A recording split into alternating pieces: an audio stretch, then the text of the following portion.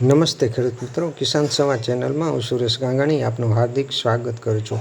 ખેડૂત મિત્રો, વિવિધ કંપનીઓની જે વીજ લાઇન નીકળે છે તે કેટલી જે જમીન છે તેમાંથી નીકળશે, કેટલા થાંભલા થશે અને કેટલા વીઘા જમીનને અસર થશે તે તમામ વિગતો લાલજીભાઈ દેસાઈએ આ વિડીયોમાં આપેલ છે। તો આ વિડીયો જોવાનું ચૂકશો નહીં અને વિડીયો સારો લાગે તો અન્ય ખેડૂત સુધી આ માહિતી પહોંચે તેના માટે વિડીયો શેર કરવા નમ્ર વિનંતી।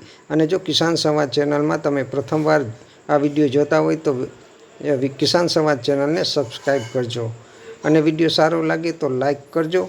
તો ખેડૂત મિત્રો, આગળ આ વિડીયો જો। પ્રવક્તાઓ ભારતીય જનતા પાર્ટીના ટીવી ડિબેટમાં એમ કહે છે કે અમે ગુજરાતમાં 133 ગીગાવોટ વીજળી અત્યારે સરપ્લસ થવાની છે અને એની લાઈનો કાઢવાના છે। આ મારો આંકડો નથી, ખુદ ભારતીય જનતા પાર્ટીના સ્પોકપર્સન કહે છે। મેં અગાઉ જે અભ્યાસ કર્યો તો એમાં નાનકડી ભૂલ હતી, થોડો સુધારો કરીશું।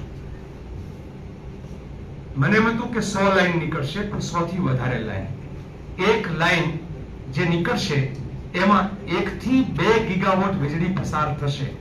1 થી 2, એક પણ હોઈ શકે, દોઢ પણ હોઈ શકે, પણ માનીને ચાલીએ કે એવરેજ એ કદાચ 1.5 ગીગાવોટ વીજળી પસાર થાય ઓન એન એવરેજ, તો 130 ગીગાવોટ વીજળી પસાર કરવા માટે કેટલી લાઈનોની જરૂર પડે એ આપ બહુ સારી રીતે સમજી શકો છો। 85 થી વધારે લાઈનોની જરૂર પડે।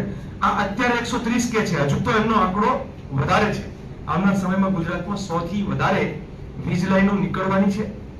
આ 100 થી વધારે વીજ લાઈન એટલે પહેલા મને એમ હતું કે ગુજરાતનું એવરેજ 400 કિલોમીટર બહાર નીકળે લાઈન, પણ હમણાં તપાસ કરી તો ખબર પડી કે ગુજરાતમાંથી વીજળી બીજા રાજ્યોમાં લઈ જવી હોય તો ઉત્તર ગુજરાતથી શરૂ કરી અને દક્ષિણ ગુજરાત સુધીનું એવરેજ 500 કિલોમીટર થાય છે। ક્યાંક 600, ક્યાંક એનાથી પણ વધારે, પણ એવરેજ 500 કિલોમીટર થાય છે।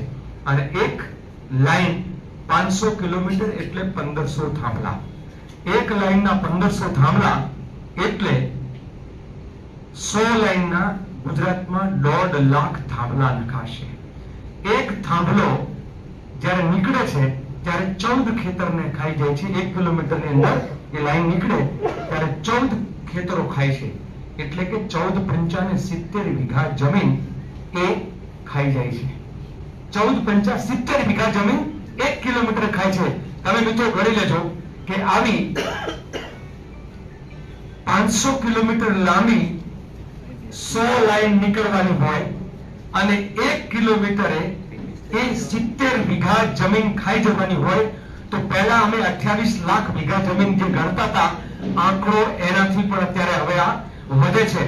આ ગુજરાતનું એકાદ બે જિલ્લાને બાદ કરતા એક જિલ્લો નહીં બચે, એક તાલુકો નહીં બચે, કદાચ કોઈ ગામ એવું નહીં હોય, કારણ કે ગુજરાતના આપણે 5 લાખ ગામ કહીએ છીએ, 4 લાખ ગામ હોય છે, એ ગામડાઓ ગુજરાતના એક એક ગામમાં વીજળીનો થાંભલો નીકળશે। એક એક ગામમાં નીકળશે ત્યારે મારો નહીં તો મારા ભાઈના ખેતરમાં થાંભલો નીકળશે।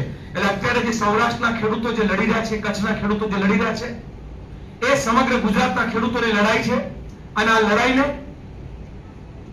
આ 2 દિવસ 3 દિવસથી નહીં, આમ તો છેલ્લા 2-3 વર્ષથી લગાતાર ચેતવવાનું કામ કરતા હતા, પણ છેલ્લા 8.5 મહિનાથી લગાતાર ગ્રામ સભાઓ, ટ્રેક્ટર રેલીઓ, નાના મોટા કાર્યક્રમો આપી અને કોંગ્રેસ પાર્ટી જે છે એ ખેડૂતોના હિત માટેની લડાઈનો જે પ્રારંભ કર્યો છે, એ પ્રારંભ જ્યાં સુધી ખેડૂતોને ન્યાય ન મળે, જ્યાં સુધી ખેડૂતોનો વિજય ના થાય અને જ્યાં સુધી આ સરકાર જે છે એ પીછેહટ ના કરે, ત્યાં સુધી કોંગ્રેસ જે છે એ કોઈ રીતે જે છે એ પાછી પાની કરવાની નથી।